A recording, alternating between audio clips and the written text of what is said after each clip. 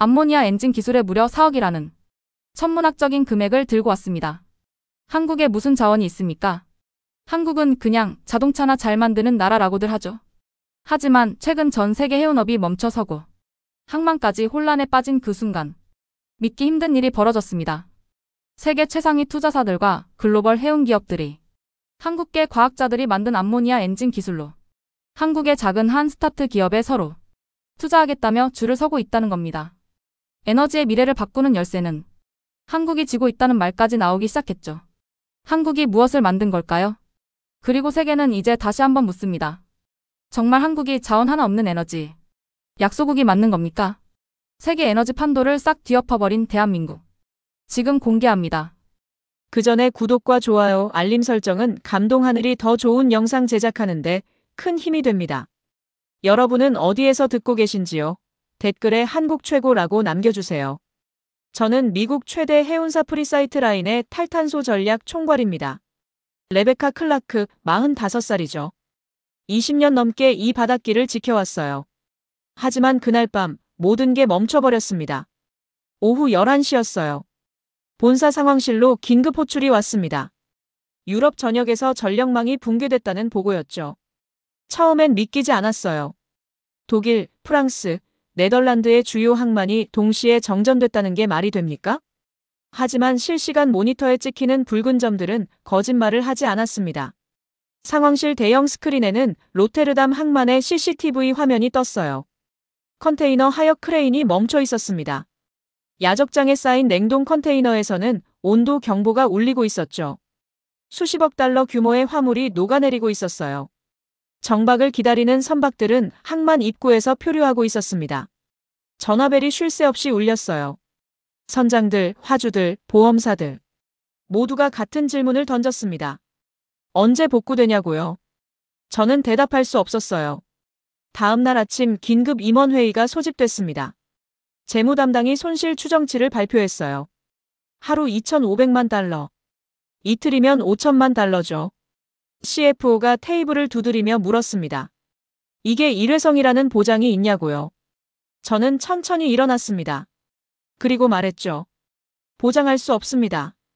연료 체계를 바꾸지 않으면 이 위기는 반복됩니다. 우리는 이제 석유가 없으면 멈추는 산업이 됐어요. 회의실이 조용해졌습니다. 모두가 알고 있었지만 아무도 말하지 않던 진실이었죠.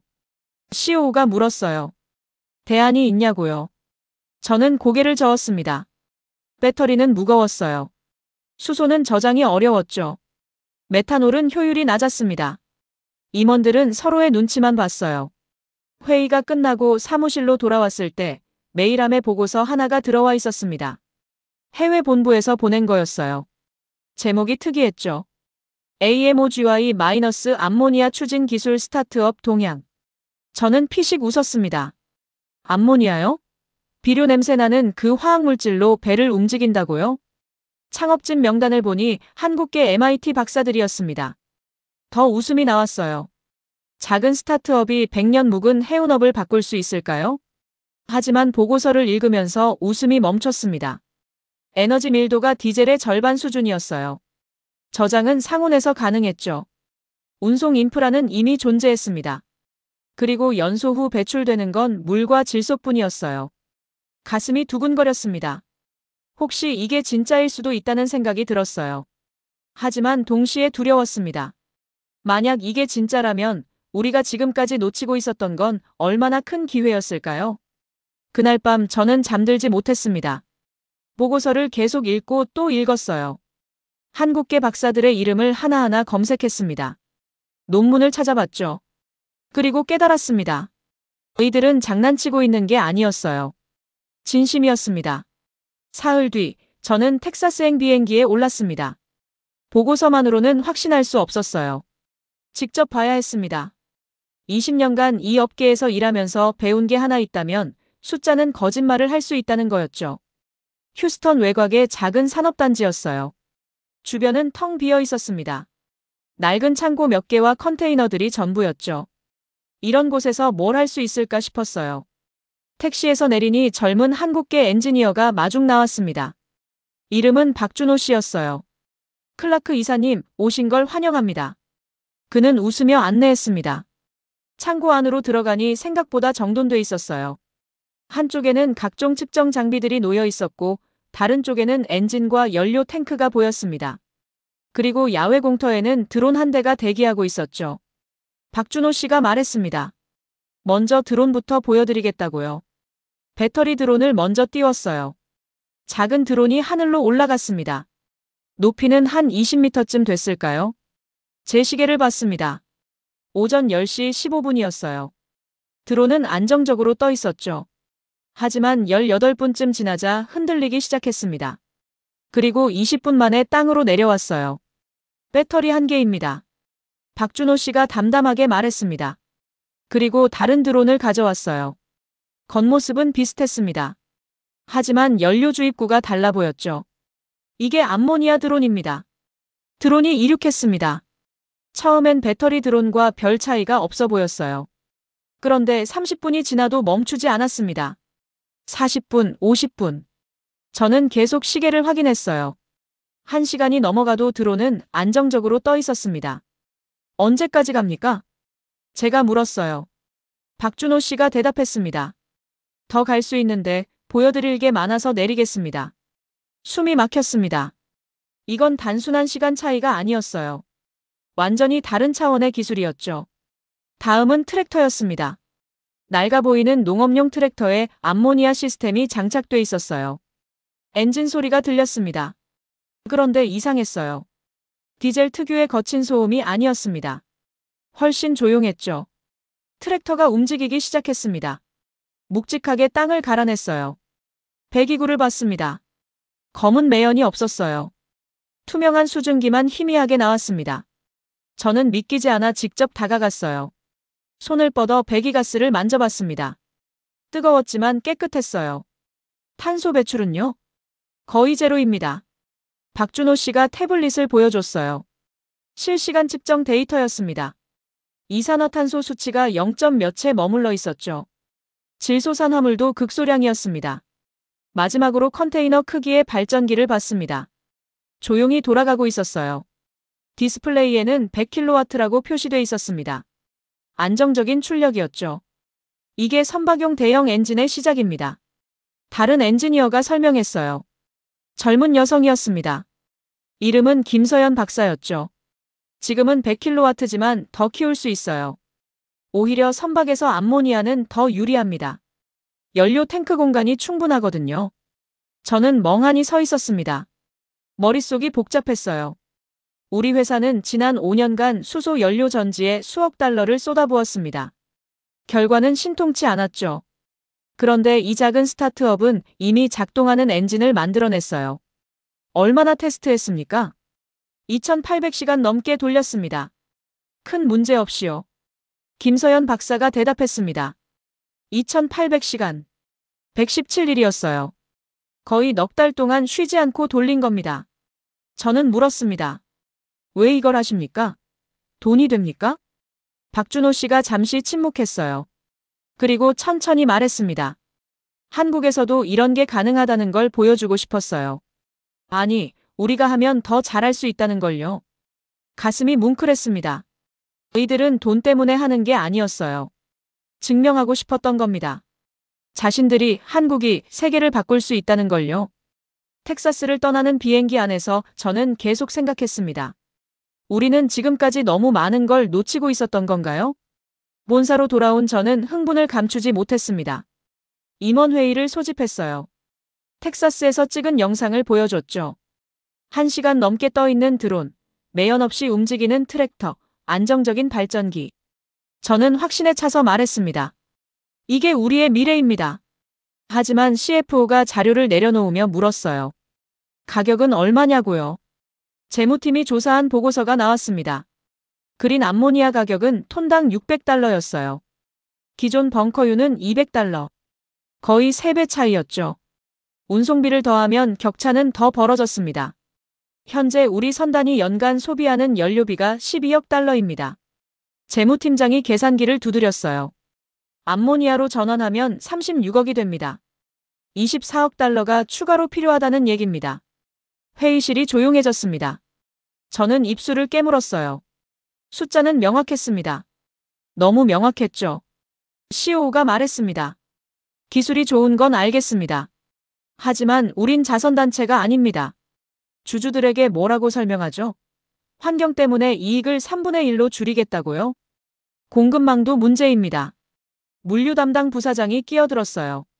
그린 암모니아 생산 시설이 전 세계에 몇 개 안 됩니다. 공급 안정성을 보장할 수 없어요. 우리 선박 200척이 동시에 주유할 수 있겠습니까? 저는 반박하려 했습니다. 하지만 말이 나오지 않았어요. 그들 말이 틀리지 않았거든요. 전략기획실장이 다른 자료를 펼쳤습니다. 지금 투자 시장을 보십시오. 모든 돈이 AI로 갑니다. 생성형 AI, 자율주행, 로봇공학, 벤처캐피탈도 사모펀드도 심지어 정부 예산까지 전부 AI에 몰려 있어요. 전환자금을 어디서 구합니까? 숫자들이 쏟아졌습니다. 예상 투자 회수 기간은 15년. ROI는 마이너스 3%. 리스크 지수는 최상위 등급이었죠. 우린 장난감 실험하는 회사가 아닙니다. CFO가 단호하게 말했어요. 비용이 안 나오면 이건 실패로 기록됩니다. 이사회에서 승인 안 해줍니다. 저는 아무 말도 할 수 없었습니다. 텍사스에서 봤던 것들이 생생했어요.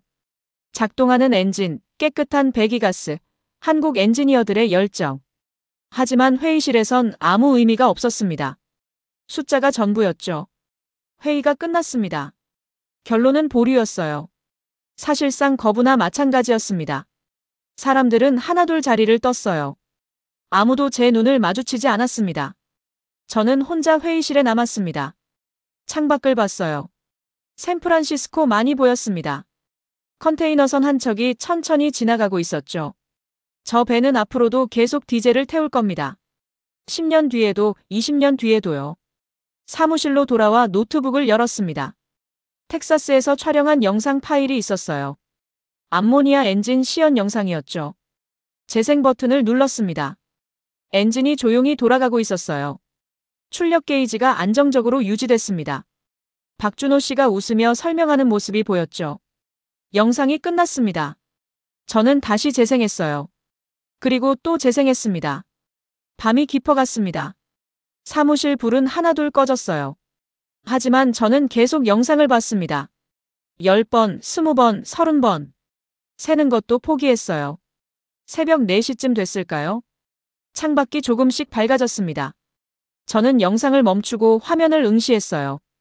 정지된 화면 속에서 엔진이 멈춰 있었습니다. 하지만 실제로는 지금도 텍사스 어딘가에서 돌아가고 있겠죠. 기술은 봤습니다. 가능성도 확인했어요. 하지만 숫자 앞에서 사람들은 무너졌습니다. 저도 마찬가지였죠. 노트북을 덮었습니다. 가방을 챙겨 사무실을 나왔어요. 복도는 텅 비어 있었습니다. 엘리베이터 안에서 거울에 비친 제 얼굴을 봤어요. 지쳐 보였습니다. 하지만 포기할 순 없었어요. 아직은요. 일주일이 지났습니다. 저는 계속 고민했어요. 숫자는 명확했지만 뭔가 놓치고 있다는 느낌을 지울 수 없었습니다. 그래서 결정했죠. 현장에서 실제로 쓰는 사람을 만나보기로요. 미네소타행 비행기를 탔습니다. 목적지는 작은 지방 농장이었어요. 암모니아 트랙터를 실제로 운용하는 농부가 있다는 정보를 입수했거든요. 데이터가 아닌 사람의 이야기를 듣고 싶었습니다. 공항에서 차로 2시간을 달렸어요. 끝없는 옥수수밭이 펼쳐졌습니다. 내비게이션이 안내한 곳은 낡은 농가였죠. 붉은 벽돌 집 앞에 트랙터 한 대가 서 있었어요. 문이 열리고 노인이 나왔습니다. 60대 후반쯤 돼 보였어요. 얼굴은 햇볕에 그을렸고 손은 거칠었습니다. 이름은 존슨 씨였죠. 클라크 씨, 오신 걸 환영합니다. 그는 악수를 청했어요. 손에 힘이 있었습니다. 평생 땅을 만진 사람의 손이었죠. 트랙터를 보여줬습니다. 텍사스에서 본 것과 같은 모델이었어요. 하지만 훨씬 더 많이 쓴 흔적이 역력했습니다. 페인트가 벗겨지고 흙이 묻어 있었죠. 이틀에 한 번은 씁니다. 40에이커를 가는데 딱 좋아요. 존슨 씨가 트랙터를 쓰다듬으며 말했습니다. 저는 조심스럽게 물었어요. 비용은 어떻습니까? 디젤보다 비싸지 않나요? 그는 고개를 끄덕였습니다. 비쌉니다. 한 30% 더 나가요. 주유소도 멀어서 차로 40분 가야 합니다. 불편하죠. 제 예상대로였어요. 경제성이 없었습니다.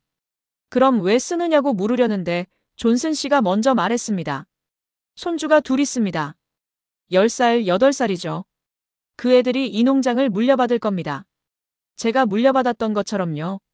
그는 들판을 바라봤어요. 바람이 불어와 옥수수 잎이 흔들렸습니다. 전 20년간 디젤 트랙터를 몰았습니다. 시커먼 매연이 나왔죠. 그게 하늘로 올라가는 걸 매일 봤어요. 손주들도 그걸 마셔야 한다고 생각하니 마음이 편치 않더라고요. 저는 아무 말도 할 수 없었습니다. 이게 당장 가장 싸진 않아요. 하지만 내 손주들이 숨쉬는 공기는 조금 더 깨끗해졌죠. 나는 그 정도면 충분합니다. 가슴이 먹먹했습니다. 돈으로 환산되지 않는 가치. 숫자로 표현할 수 없는 선택. 저는 지금까지 그런 걸 무시해왔습니다. 아니, 보려고 하지 않았던 거예요. 후회 안 하십니까? 제가 물었어요. 존슨 씨는 빙그레 웃었습니다. 후회는 나중에 하는 겁니다. 지금 하지 않은 것에 대해서요. 그날 오후 농가를 떠나면서 저는 계속 그 말을 곱씹었습니다. 후회는 나중에 하는 것. 지금 하지 않은 것에 대해서. 호텔로 돌아와 텍사스 연구소에 전화를 걸었어요. 박준호 씨가 받았습니다. 클라크 이사님, 무슨 일이세요? 저는 물었습니다. 엔진은 지금도 돌아가고 있냐고요. 물론입니다. 3100시간 넘었어요. 아직도 문제 없습니다. 왜 이 일을 시작했습니까? 갑자기 궁금해졌어요. 진짜 이유가 궁금했습니다. 박준호 씨는 잠시 침묵했어요. 그리고 천천히 말했습니다. 전 MIT에서 공부할 때 교수님한테 들었습니다. 한국은 기술은 따라가지만 혁신은 못한다고요. 항상 누군가 만든 걸 개량할 뿐이라고요. 그의 목소리에 떨림이 있었어요. 우린 그냥 한국에서도 이런 게 가능하다는 걸 보여주고 싶었어요. 아니, 우리가 하면 더 잘할 수 있다는 걸요. 세상을 바꿀 수 있다는 걸요. 전화를 끊고 저는 창밖을 봤습니다. 미네소타의 밤하늘에 별이 총총했어요. 도시에선 볼 수 없는 별들이었습니다. 제 안에 무언가가 흔들리고 있었어요. 20년간 쌓아온 확신이 조금씩 무너지고 있었습니다. 숫자가 전부라고 믿었던 세계가 균열되고 있었죠. 존슨 씨의 말이 귓가에 맴돌았습니다. 손주들이 숨쉬는 공기. 박준호 씨의 목소리도 들렸어요. 한국에서도 가능하다는 것. 저는 노트북을 열었습니다. 새로운 보고서를 쓰기 시작했어요. 제목은 이랬습니다. Why numbers don't tell the whole story. 숫자가 전부를 말해주지 않는 이유. 보고서를 제출하고 이틀 뒤였습니다. 박준호 씨에게서 급한 전화가 왔어요. 목소리가 떨리고 있었습니다. 클라크 이사님, 리드 투자사가 이탈했습니다. 심장이 철렁했어요. 아머지는 다음 라운드 투자를 준비 중이었습니다. 5천만 달러 규모였죠. 그런데 주도 투자사가 빠졌다는 겁니다. 이유가 뭡니까? AI입니다. 챗GPT 이후로 모든 돈이 AI로 몰리고 있어요. 우리 같은 하드웨어 스타트업은 관심 바뀝니다. 전화를 끊고 뉴스를 검색했습니다. AI 투자 관련 기사가 쏟아졌어요. 구글, 마이크로소프트, 메타가 수백억 달러를 AI에 쏟아붓고 있었습니다. 벤처캐피탈도 마찬가지였죠. 생성형 AI, 자율주행, 로봇공학. 돈이 전부 그쪽으로 갔습니다. 일주일 뒤 더 나쁜 소식이 왔습니다. 아머지의 회사 가치가 급락했다는 보도였어요. 전분기 대비 40% 하락. 투자자들이 이탈하고 있었습니다. 박준호 씨에게 다시 전화했어요. 자녀 자금이 얼마나 됩니까? 6달 정도입니다. 목소리에 절망이 묻어났어요. 6달. 그 안에 결과를 내지 못하면 끝이었습니다. 핵심 인력은 괜찮습니까? 몇 명이 이직을 고민하고 있습니다. 구글이 스카우트 제안을 했대요. 상황은 계속 악화됐습니다. 내부 회의록이 언론에 흘러나왔어요. 프로젝트 중단 검토라는 문구가 들어있었습니다. 주가는 더 떨어졌죠. 그런데 한 달 뒤였습니다. 대형 데모 준비가 한창일 때 최악의 소식이 날아왔어요. 장비에서 이상 신호가 감지됐습니다. 김서연 박사의 이메일이었습니다. 1.5메가와트급 대형 엔진의 냉각 계통에 문제가 생겼다는 거예요. 온도가 비정상적으로 올라가고 있었습니다. 데모가 며칠 남았죠? 사흘입니다. 사흘. 전 세계 언론과 투자자들이 오기로 돼 있었어요. 해운사 관계자들, 기술 감정단까지. 이번 데모가 실패하면 나머지는 끝이었습니다. 저는 즉시 비행기표를 끊었습니다. 텍사스로 가야 했어요. 연구소에 도착했을 때는 밤 10시였습니다. 불이 환하게 켜져 있었어요. 엔지니어들이 장비 주변에 모여 있었습니다. 모두 지쳐 보였죠. 상황이 어떻습니까? 박준호 씨가 태블릿을 보여줬어요. 온도 그래프가 불규칙하게 요동치고 있었습니다. 냉각수 순환에 문제가 있는 것 같습니다. 정확한 원인을 못 찾았어요. 김서연 박사가 말했습니다. 눈이 충혈돼 있었어요. 밤을 새운 게 분명했습니다. 저는 작업복을 입었습니다. 20년 전 엔지니어로 일할 때 입던 옷이었죠. CFO 자리에 앉으면서 벗어던진 옷이었습니다. 어디부터 봐야 합니까? 펌프 쪽을 확인하고 있습니다. 함께 장비 속으로 들어갔어요. 좁고 뜨거웠습니다. 기름 냄새와 금속 냄새가 섞여 있었죠. 오랜만에 맡는 냄새였습니다. 몇 시간을 뒤졌습니다. 펌프를 분해하고 배관을 점검하고 센서를 교체했어요. 하지만 원인을 찾을 수 없었습니다. 새벽 4시쯤 됐을까요? 저는 배관 연결부를 들여다보고 있었습니다. 손전등을 비춰보니 아주 작은 균열이 보였어요. 눈으로는 거의 안 보이는 수준이었습니다. 여기입니다. 소리쳤어요. 엔지니어들이 달려왔습니다. 이 부분에 스트레스가 집중됐어요. 미세한 균열이 생겼고 냉각수가 새고 있습니다.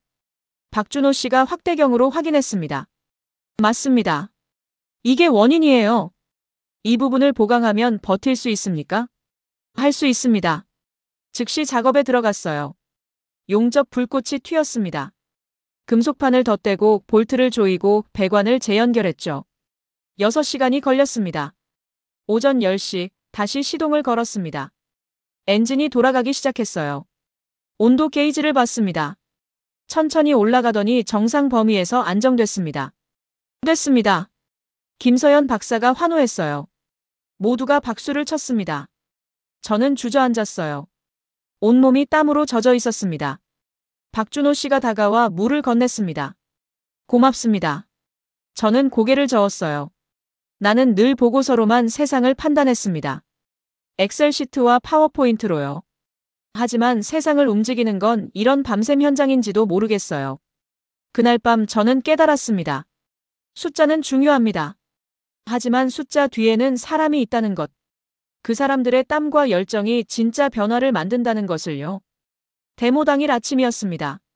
텍사스 연구소 앞에 차들이 줄지어 섰어요. 전 세계에서 사람들이 모여들었습니다.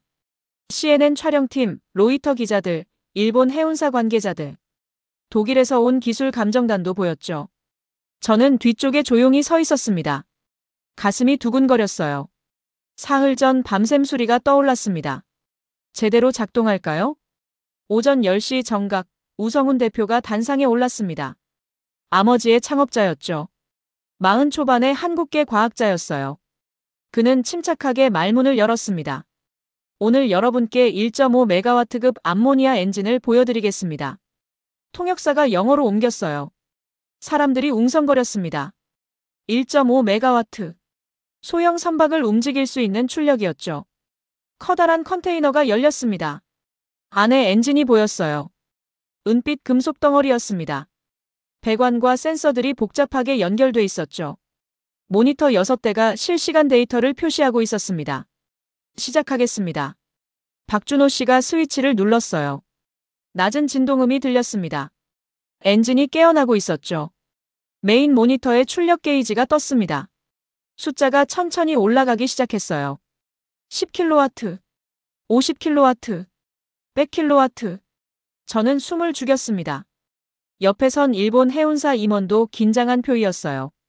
200kW, 500kW, 700kW.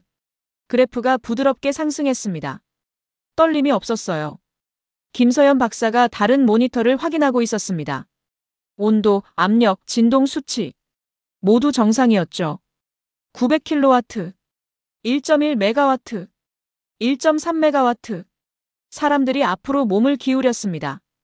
카메라 셔터 소리가 들렸어요. 저는 주먹을 꽉 쥐었습니다. 1.5 메가와트. 숫자가 멈췄습니다. 그리고 그 자리에서 안정됐어요. 그래프선이 평평해졌습니다. 놀라울 정도로 평탄했죠. 출력 안정화 확인. 박준호 씨가 보고했습니다. 우성훈 대표가 고개를 끄덕였어요. 5분이 지났습니다. 그래프는 여전히 평평했어요. 10분, 15분. 떨림이 없었습니다. 20분이 지났을 때 독일 기술감정단이 데이터를 요청했어요. 김서연 박사가 태블릿을 건넸습니다. 감정단원이 화면을 들여다봤어요. 표이 굳어졌습니다. 그리고 동료에게 뭐라고 속삭였죠. 두 사람이 고개를 끄덕였습니다. 30분이 됐습니다. 우성훈 대표가 마이크를 잡았어요. 탄소 배출량을 확인해 주십시오. 다른 모니터가 확대됐습니다. 이산화탄소 수치가 표시돼 있었어요. 0.02%. 거의 제로였습니다. 질소산화물은 어떻습니까? 0.03%입니다. 김서연 박사가 대답했어요. 규제 기준의 10분의 1도 안 되는 수치였습니다. 박수가 터져나왔습니다. 저도 모르게 박수를 치고 있었어요. 손바닥이 얼얼했습니다. 우성훈 대표가 다시 마이크를 잡았습니다. 이 엔진은 더 큰 선박도 충분히 감당할 겁니다. 기술적으로 5메가와트까지 확장 가능합니다. 그는 잠시 멈췄어요. 그리고 천천히 말했습니다. 암모니아의 시대가 옵니다. 우리가 그 길을 열겠습니다. 통역이 끝나자 다시 박수가 쏟아졌어요. 일본 해운사 임원이 일어섰습니다. CNN 기자가 카메라를 들이댔죠. 로이터 기자는 노트북을 두드리고 있었습니다. 저는 엔진을 바라봤어요. 여전히 조용히 돌아가고 있었습니다. 은빛 표면이 햇빛을 반사했죠. 저 금속 덩어리가 세상을 바꿀 수 있을까요? 믿어졌습니다. 처음으로요. 데모가 끝나고 박준호 씨를 찾았습니다. 그는 장비를 점검하고 있었어요. 축하합니다. 제가 말했어요. 그는 피곤한 얼굴로 웃었습니다. 이제 시작입니다. 더 큰 싸움이 남았어요. 알고 있었습니다. 기술은 증명했지만 시장은 아직이었죠. 하지만 오늘 본 것만으로 충분했어요. 가능성을 봤습니다. 희망을 봤죠. 그날 밤 뉴스가 터졌습니다. CNN이 톱으로 다뤘어요. 한국 스타트업, 해운업 혁명 선언. 로이터도 긴급 속보를 냈습니다. 일본 언론도 보도했죠. 세상이 주목하기 시작했습니다. 작은 연구소에서 일어난 일이 파문을 만들고 있었어요. 저는 호텔방에서 창밖을 봤습니다. 텍사스의 밤하늘이 보였어요. 별이 많았습니다. 바다가 흔들리고 있었습니다. 데모 일주일 뒤, 저는 한국행 비행기에 올랐습니다. 아머지 측에서 초청이 왔어요. 실제 생산 현장을 보여주고 싶다고 했죠. 저는 망설이지 않았습니다. 직접 봐야 했거든요. 인천공항에 내렸을 때는 이른 아침이었습니다. 공기가 달랐어요. 차갑고 맑았죠. 우성훈 대표가 직접 마중 나왔습니다. 한국에 오신 걸 환영합니다. 그는 악수를 청했어요. 저는 그의 손을 잡았습니다. 텍사스에서 봤던 것보다 훨씬 편안해 보였죠. 울산으로 향했습니다. 차로 4시간을 달렸어요. 창밖으로 한국의 풍경이 지나갔습니다. 산, 강, 도시. 작지만 빽빽했죠. 모든 게 효율적으로 배치돼 있었어요. 울산 조선소에 도착했을 때는 오후였습니다. 규모에 압도됐어요. 거대한 크레인들이 하늘을 찌르고 있었습니다. 선박골조들이 줄지어 서 있었죠. 축구장 몇십 개는 될 것 같았어요. 안내를 받아 설계동으로 들어갔습니다. 회의실 벽면에 거대한 도면이 펼쳐져 있었어요. 암모니아 추진선 설계도였습니다. 한국인 수석 엔지니어가 설명했습니다. 이름은 정태균 부장이었죠. 이게 1만 톤급 컨테이너선입니다. 암모니아 탱크는 선체 중앙부에 배치했어요. 그는 레이저 포인터로 도면을 가리켰습니다. 연료 공급 시스템, 안전장치, 비상처리 시스템까지 전부 설계했습니다. 내년 상반기에 시제선 건조를 시작할 겁니다. 도면을 보는데 숨이 막혔어요. 정교했습니다. 제가 지난 5년간 고민하던 모든 문제에 대한 해답이 거기 있었죠. 연료 저장, 안전성, 효율성, 유지 보수. 하나하나 치밀하게 계산돼 있었어요. 이미 2군데 해운사에서 발주 의향을 타진했습니다. 정태균 부장이 덧붙였어요. 저는 놀라 물었습니다. 어느 나라입니까? 노르웨이하고 싱가포르입니다. 유럽과 아시아였어요. 세계가 움직이고 있었습니다. 다음 날 대전으로 이동했습니다. 한국의 연구단지였죠. 차로 2시간 거리였어요. 도착했을 때는 저녁 6시쯤 됐습니다. 연구동 앞에 섰을 때 불빛이 보였어요. 아직 불이 꺼지지 않은 연구실이 많았습니다. 오후 6시인데도요. 안으로 들어갔습니다. 복도를 걷는데 실험실 문들이 보였어요. 유리창 너머로 연구자들이 보였습니다. 젊었어요. 20대 후반에서 30대 초반쯤 돼 보였죠. 한 실험실에 들어갔습니다. 3명의 연구자가 데이터를 정리하고 있었어요. 모니터에는 복잡한 그래프가 가득했습니다. 아직도 일하세요? 제가 물었어요. 한 연구원이 고개를 들었습니다. 연구는 시간이 정해진 게 아니라서요. 그는 웃으며 대답했습니다. 지친 얼굴이었지만 눈은 빛나고 있었어요. 무슨 연구입니까? 암모니아 크래킹 효율 개선입니다. 지금 85%인데 90까지 올리려고요. 3년치 데이터라고 했어요. 밤마다 실험을 돌렸다고 했습니다. 저는 아무 말도 할 수 없었어요. 그날 밤 숙소 근처를 산책했습니다. 동해가 가까웠어요. 바다 소리가 들렸죠. 차가운 바람이 불어왔습니다. 방파제에 섰습니다. 파도가 부딪히고 있었어요. 어둠 속에서 하얀 물거품이 일었다 사라졌습니다. 저는 한참을 서 있었어요. 텍사스에서 본 엔진이 떠올랐습니다. 미네소타 농부 존슨 씨도 떠올랐어요. 밤샘 수리하던 순간도 생각났죠. 그리고 오늘 본 울산 조선소와 대전 연구실. 모든 퍼즐이 맞춰졌습니다. 이 해답은 이미 나와 있었네. 혼잣말을 했어요. 바람이 더 세게 불었습니다. 석유의 시대가 갈라져 열리고 그 틈을 가장 먼저 건너고 있는 건 한국이야. 귀국 비행기에서 저는 노트북을 열었습니다. 제안서를 작성하기 시작했어요. 제목은 이랬습니다. 암모니아 대형 선박 테스트 프로그램 추진 계획. 상세한 일정을 적었습니다. 예산, 파트너사, 기술 검증 절차. 일주일 뒤 임원회의에서 발표할 자료였죠. 샌프란시스코에 도착해서 바로 회사로 갔습니다. CFO를 찾았어요. 그에게 제안서를 건넸습니다. 읽어보십시오. 그는 20분 동안 읽었어요. 페이지를 넘기며 고개를 끄덕였습니다. 마지막 장을 덮고 저를 봤어요. 진심입니까? 진심입니다. 그는 한숨을 쉬었습니다. 그리고 말했죠. 이사회에 상정하겠습니다. 임원회의에서 더 이상 반대는 없었습니다. 숫자도 중요하지만 미래도 중요하다는 걸 모두가 알았죠. 표결 결과는 만장일치였어요. 위기는 완전히 해소됐습니다. 새로운 질서가 시작되고 있었습니다. 비행기가 태평양 상공을 날고 있었습니다. 창밖으로 끝없는 바다가 펼쳐져 있었어요. 푸른색과 회색이 섞인 바다였습니다. 햇빛이 반짝이고 있었죠. 저는 노트북을 열었습니다. 최종 보고서를 써야 했어요. 이사회에 제출할 공식 문서였습니다. 하지만 손이 움직이지 않았어요. 무슨 말부터 시작해야 할지 모르겠더라고요.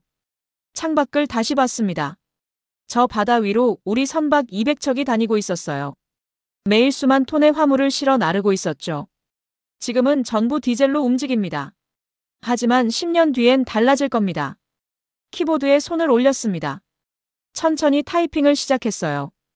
유럽 전력망 붕괴로 시작된 이 여정은 예상치 못한 방향으로 흘러갔습니다. 손가락이 빨라졌습니다. 텍사스에서 본 엔진을 떠올렸어요. 1시간 넘게 하늘에 떠있던 드론, 깨끗한 배기가스를 내뿜던 트랙터. 박준호 씨와 김서연 박사의 지친 얼굴도 생각났습니다. 미네소타 농장의 존슨 씨도 떠올랐어요. 손주들이 숨쉬는 공기를 걱정하던 그의 목소리. 당장 가장 싸진 않지만 충분하다던 그 말. 밤샘 수리도 생각났습니다. 기름 냄새와 용접 불꽃, 작은 균열을 찾아냈을 때의 안도감. 숫자가 아닌 손으로 문제를 푸는 경험. 울산 조선소의 거대한 크레인들이 눈앞에 그려졌어요. 정교한 설계도, 대전 연구실의 불빛, 밤늦게까지 데이터를 정리하던 젊은 연구자들. 그리고 동해의 바람. 차갑고 강했던 그 바람이 느껴졌습니다. 문장들이 흘러나왔습니다. 우리는 오랫동안 잘못된 질문을 해왔습니다. 얼마나 싸냐고 물었죠. 하지만 진짜 질문은 달랐습니다. 우리 아이들이 항해할 바다를 어떻게 지킬 것인가였어요. 타이핑을 멈췄습니다. 가슴이 뜨거워졌어요. 한국에서 만난 사람들이 떠올랐습니다. 우성훈 대표, 정태균 부장, 이름도 모르는 연구원들. 그들은 증명하고 싶었던 겁니다. 한국도 할 수 있다는 것. 아니, 더 잘할 수 있다는 것을요. 작은 공장과 연구실에서 시작된 기술이었어요. MIT 박사들이 만든 스타트업. 투자금이 바닥나고 사람들이 떠나가고 세상이 외면할 때도 그들은 멈추지 않았습니다. 2800시간, 3100시간. 엔진은 계속 돌아갔어요. 텍사스의 뜨거운 여름에도, 투자 붕괴의 위기 속에서도, 세상의 냉소 속에서도요. 그리고 마침내 1.5메가와트를 달성했습니다. 세상이 주목했죠. CNN이 보도했고 로이터가 긴급 속보를 냈습니다. 노르웨이와 싱가포르가 손을 내밀었어요. 저는 다시 키보드를 두드렸습니다. 우리는 바다를 건너기 위해 다시 연료를 선택해야 합니다. 그리고 그 선택의 기준은 비용이 아니었습니다. 잠시 멈췄어요. 창밖에 바다를 봤습니다. 저 바다 위로 수많은 선박이 다닐 겁니다. 10년 뒤, 20년 뒤, 50년 뒤에도요. 미래 세대가 사용할 바다, 그 바다를 지키기 위해 나는 한국의 엔진을 선택합니다. 마지막 문장을 쳤습니다. 손가락이 떨렸어요. 보고서를 저장했습니다. 파일명은 더 퓨처 오브 메러타임 트랜스포테이션이었어요. 해운 운송의 미래. 노트북을 덮었습니다. 숨을 깊이 들이마셨어요. 창밖에 태평양이 여전히 펼쳐져 있었습니다. 끝이 보이지 않는 바다였죠. 저 바다를 지키는 것. 그게 우리가 해야 할 일이었습니다. 비행기가 샌프란시스코에 착륙했습니다. 짐을 챙겨 공항을 나왔어요. 익숙한 도시였지만 뭔가 달라 보였습니다. 아니, 제가 달라진 거겠죠. 회사로 가는 차 안에서 문자가 왔습니다. 박준호 씨였어요. 엔진 3500시간 돌파했습니다. 여전히 문제 없습니다. 저는 미소를 지었습니다. 작은 공장과 연구실에서 시작된 한국의 기술이 이제 전 세계의 항로를 바꾸려 하고 있었습니다. 조용하지만 확실하게, 느리지만 멈추지 않고요. 그리고 이 선택은 세계 해운업의 다음 50년을 결정하는 첫 문장이 될 겁니다. 여러분은 언제 한국이 자랑스러우셨나요? 우리가 놓치고 있던 기술이 또 어디 있을까요? 댓글로 생각을 나눠주세요. 구독과 좋아요도 부탁드립니다.